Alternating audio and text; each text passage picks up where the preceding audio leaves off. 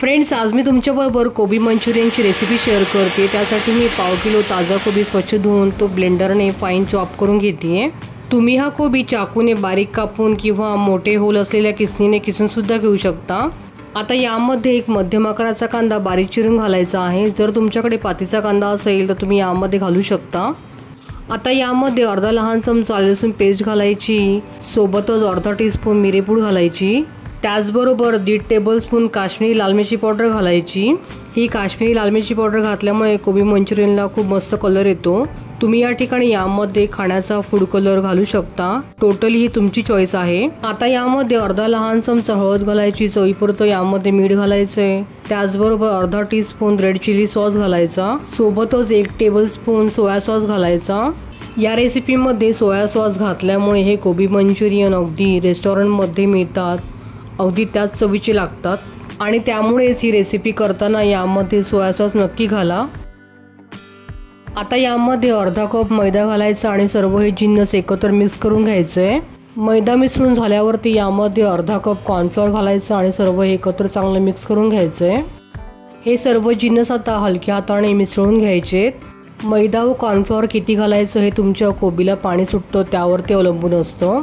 तुम्ही बघू शकता या ठिकाणी हे मिश्रण मिक्स करत असताना कोबीला पाणी सुटल्यामुळे आपले मिश्रण बऱ्यापैकी ओलसर झाले आहे। हलक्या हाताने मी हे मिश्रण चांगलं मिसळून घेतलं आहे। आता मिश्रण तयार झालं आहे।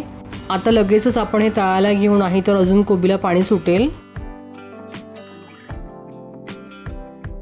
मी या ठिकाणी कढईत तेल गरम करून घेतलं आहे। आता यामध्ये भजी करतो त्याप्रमाणे हे मिश्रण हातात घेऊन व्हिडिओमध्ये दाखवल्याप्रमाणे मंचुरियन तेलात हळूवारपणे सोडून घ्यावे।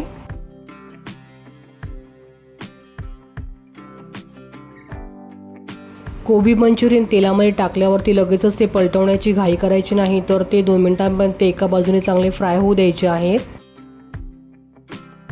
आता जवळपास 2 मिनिटांनंतर आता आपण हे पलटवून घेऊयात। आता दुसऱ्या बाजूने मंचुरियन चांगले 2 मिनिटांपर्यंत फ्राय झाल्यावरती शेवटी 15 ते 20 सेकंद मंचुरियन चांगले हाय फ्लेमवर तळून घ्यायचे, म्हणजे मंचुरियन चांगले कुरकुरीत होतात। तुम्ही बघू शकता या ठिकाणी आपण मंचुरियनला कुठल्याही प्रकारचा फूड कलर हा वापरलेला नाही, तरी सुद्धा मंचुरियनला खूप सुरेख कलर आलेला आहे। तुम्हाला चाळणीवरच्या आवाजावरून लक्षात आलं असेलच की आपले मंचुरियन छान कुरकुरीत झालेले आहे। हे कोबी मंचुरियन तुम्ही शेजवान चटणी किंवा टोमॅटो सॉस सोबत सर्व करू शकता। हे कोबी मंचुरियन अगदी रेस्टॉरंट स्टाईल चवीला वाटतात, त्यामुळे ही रेसिपी तुम्ही एकदा नक्की ट्राय करून बघा। तुम्हाला जर माझी आजची ही रेसिपी आवडली असेल तर तुमच्या मित्रमैत्रिणींसोबत शेअर करायला विसरू नका। पुन्हा भेटू अशाच एका व्हिडिओ सोबत सखी संगीत किचनच्या पुढल्या भागात। धन्यवाद।